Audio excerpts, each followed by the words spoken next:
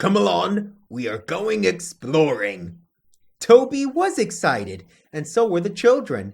They hurriedly climbed aboard Henrietta, and soon they were off.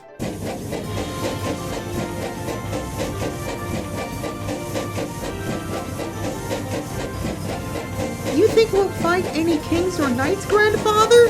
they asked. The fat controller laughed. Oh, I doubt it. It's likely been years since anyone's been on that side of the island. We'll be lucky if the rails aren't rusted through. The children were slightly disappointed, but were still brimming with anticipation as Toby made his way towards the old castle.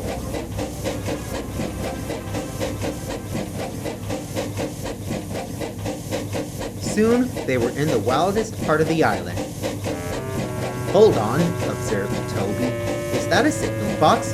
"Never mind the box," said his driver. "Is that a signalman?" Indeed, much to everyone's surprise, a lonely signal box and its operator stood beside the line, plain as day. The fat controller was stunned and ordered Toby to stop. Stay inside, children, he said firmly, before cautiously approaching the unknown man. "Hello, sir," said the signalman. "What brings you this way?" The fat controller stared. The signalman was well dressed, donning fresh overalls, a pristine blue cap, and a broad smile on his face. He looked quite pleasant.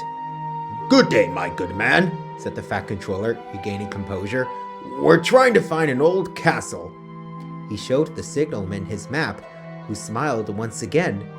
"I know the place, sir. There's a small junction not too far down the line. Just switch the points." The fat controller paused. "Surely you can set the points from your box, my good man?" "Oh, I'm afraid not, sir," sighed the signalman. "This old box has been giving me trouble all day. I'm hoping to fix it soon, mind you, but in the meantime, you'll have to set the points yourself. I'm terribly sorry." The fat controller was puzzled, but agreed. With a final "thank you," he climbed back into Henrietta, and Toby set off again.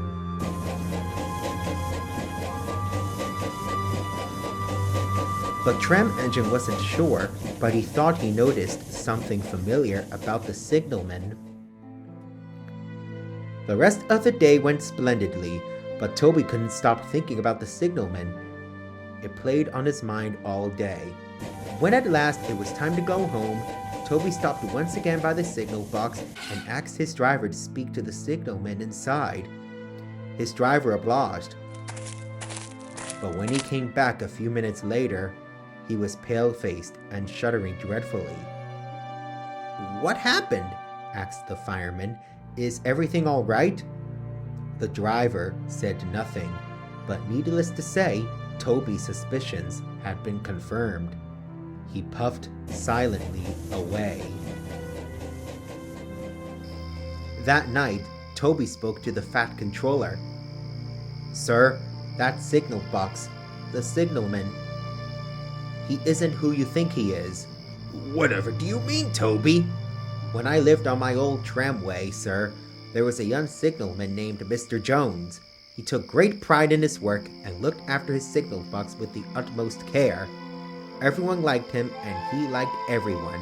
He'd always wave hello from his box as I passed, and I'd always give him a friendly ring back." Toby's face suddenly fell. When the tramway began losing goods and passengers, Mr. Jones was let go and had to find work elsewhere. Everyone was very sad to see him go. "Never mind," he said. "I'm sure we'll meet again soon." Toby paused.